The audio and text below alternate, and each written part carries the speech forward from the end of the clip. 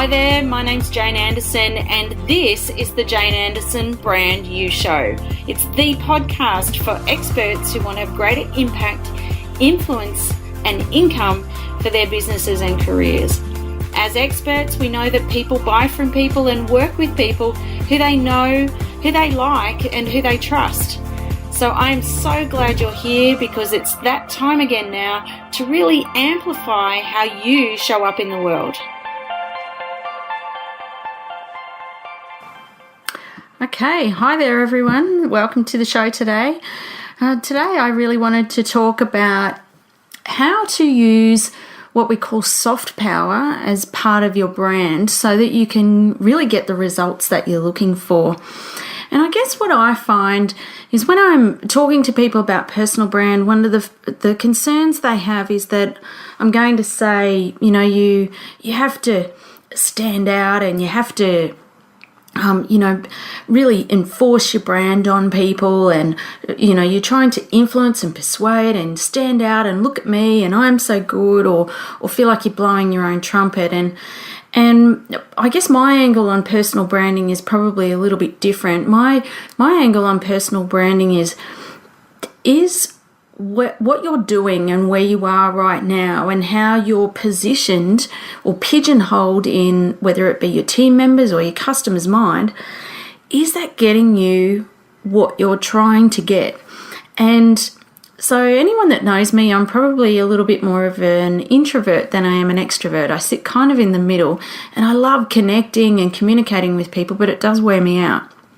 And so I do enjoy spending quite a bit of my time thinking about how to make it easier because I'm not the kind of person who goes out and pushes hard. I love to be able to really connect authentically with people. And I guess that's what I've found when I've worked with my clients is it's all about connecting authentically and then it works. The problem is that we don't always say we have an authenticity problem. But if you're trying to feel like you want to increase your influence and persuasion and you're not a very forceful kind of person, then I think you can use what is something called soft power. And I think the other thing too is probably that it falls in line with probably the Australian mentality that we have. In Australia we have this thing called the tall poppy where it's not cool to stand out, it's not cool to be forceful or high pressure. And so the things I'm going to give you today is really about how to use soft power. And when I think about the word soft power, they come from, it's actually a military term. It's a Chinese military term. And whilst we kind of think about force and power in a military sense, this divide and conquer, soft power is a military term that was used many years ago around how to get your opponent to do what you want them to do. And I think it's really applicable in personal branding. And when I think about soft power, I think about my sister's husband. His name's Ben. And his job is he's a hostage negotiator. And so he not only works in hostage situations, but he also trains hostage negotiators in how to influence and persuade. And, at any time he can be on a plane anywhere and we don't always know where he is or what the situation is. And I don't know about you, but I sometimes thought that maybe I'd watched too many Hollywood movies. I think I watched hostage negotiators and I think they were pretty hard-nosed kind of people. And but it turned out I was wrong. And when I met Ben and I also probably came across a couple of his friends, I was really surprised at how laid back they were. They're pretty unassuming kind of people. And in Ben's case, he's really kind and warm, but he's really good at connecting with people. And it's not that he does that in a manipulative way. It's just that he's naturally very good at it. And I think he's really effective because he uses this tool. And essentially, it's not even a tool for him. It's just the way that he does it. And it's called soft power. And it's a way that you can influence somebody to either do the job that you want them to do. So if you're a leader, or equally if you have your own business and you're trying to influence and persuade customers to come and work with you. So the best thing about this is that it means, if you're a small business owner, it means that people are more likely to be attracted to you because of who you are, and that you haven't tried to be forceful or sell yourself or push yourself down people's throats and be painful. So they tend to come to you a bit more. And what that means is that your customer has choice. And also for your team, if you're trying to influence and persuade a team, is that they're more likely to gravitate and to be able to be pulled into your influence and your journey and what you're trying to achieve. So I think there are kind of 4 ways that you can do that. And I think the first one is storytelling. Last year I had the privilege of seeing Yamini Naidu speak, and she's written the book Hooked along with Gabrielle Dolan, and they've done a lot of work with storytelling, particularly in financial services in Victoria in particular, and with some of the most senior executives in the country.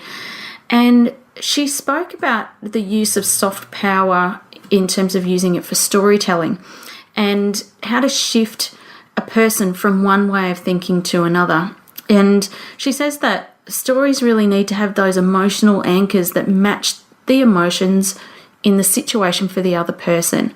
So, for example, if somebody is struggling with a concept or to make a decision, then you might use a story around courage, and that might not be a story about you. It could be a story about you. It could be a story from a film. It could be a story in history. It could be anything. But it also might mean that you become more vulnerable and open, but it means that the other person is far more likely to cooperate with you than you just dictating and telling them what to do. And I reckon if you can do storytelling is one of those ways that you can get soft power to influence and persuade. So that's the first one. The second one, I think that you can use soft power if you're not a really forceful kind of person, particularly probably if you're a little bit more introverted, is coaching. And the great thing about coaching, I think a lot of people think that coaching is telling people what to do, and in fact it's not. Coaching's about being able to elicit responses and connection from your team or from your customer, and being able to ask great questions. So instead of asking, why did you do that, or those types of questions, you might ask less defensive type questions like, okay, so what was the benefit in doing it that way? So what you're doing is, by asking really good questions, you're reducing defensiveness, increasing the feelings of power in the other person, and also increasing their feelings of choice. So you allow them to feel in control of the situation.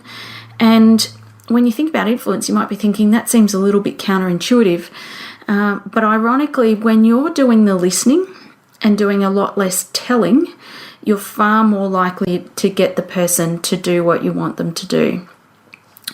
So that's number 2. So of coaching. The first one was storytelling. So I think with those 2, I think you can really put those into your brand, and so that you can influence and persuade and create the connection that you want.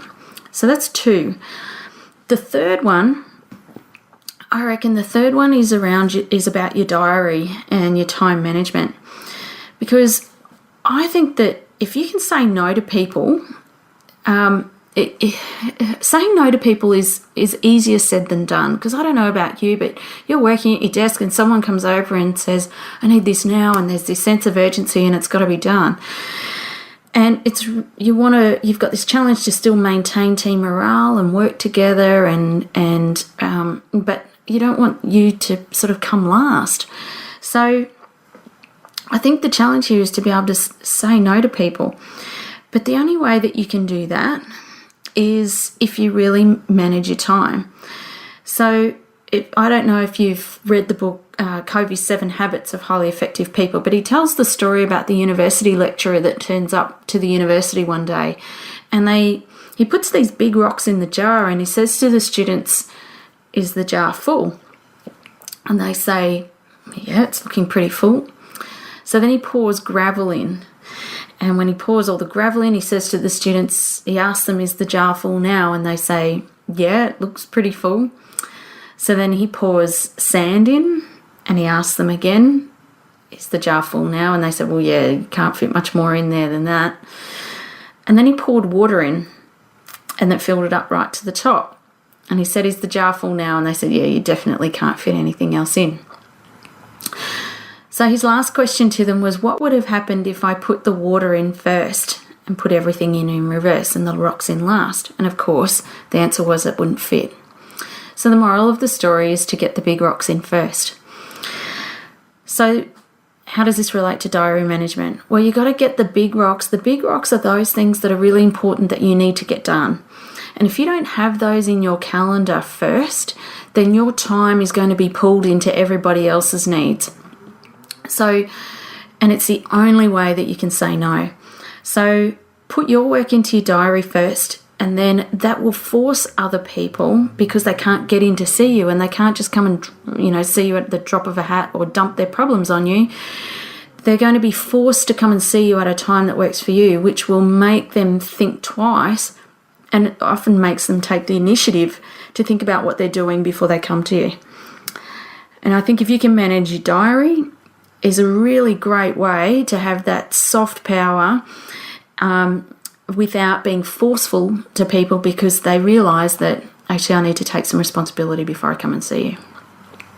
So we said diary management, coaching and storytelling are the three, and I've got one more. So the other one I think that is really valuable for soft power is your personal branding.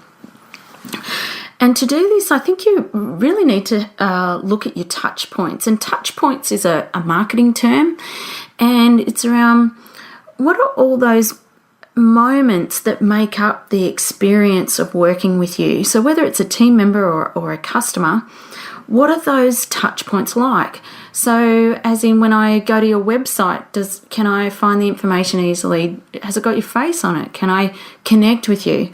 Or if you're a leader, when you come in the morning, what's the first touch point? Do you say good morning in the mornings? And that's kind of sets the tone for the day, doesn't it? Even things like, do you smile? How you dress?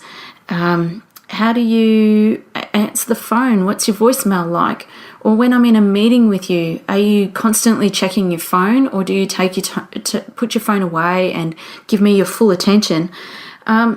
So how do you make people feel through every single one of those touch points? And it was Tom Peters who wrote the book, The Little Big Things, 163 Ways to Pursue Excellence. And he says it's showtime every time, and you need to lead by example, because you might not think people are watching, but they are. So that's number 4, is your personal brand. Think about your touch points. I would even have a look at your sent items when you email people. Have you done spell check on it? Have you got lots of capital letters and shouting at people, or do you ask people how they are? Just simple things. But your soft power is one of those ways that you'll be able to influence, but you also get to feel fulfilled and not be something that you're not, but you still get to be your authentic self. And I think in that case, then you get to enjoy your work more, you get to be more energized and achieve the results you want without being aggressive or rude to people. So I'd love to know your thoughts, and feel free to jump on Facebook, on LinkedIn. You're welcome to connect with me, and I look forward to hearing from you soon.